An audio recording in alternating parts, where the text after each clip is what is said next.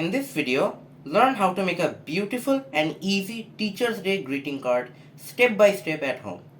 Perfect for school projects, competitions, or to surprise your teacher on Teacher's Day on 5th September.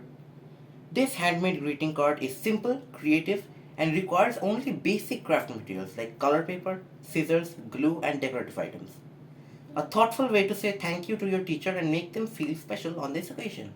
Materials required: colored paper, scissors, glue, sketch pen or markers, decorative items, stickers, ribbons, etc.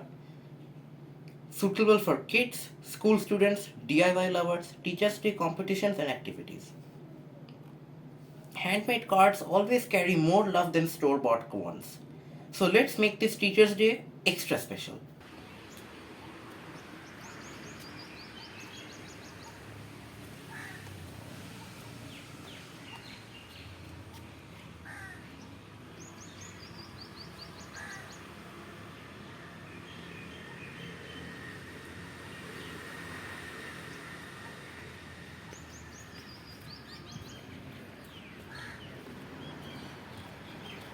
If you like this video, don't forget to like, subscribe and share this video with your friends and family.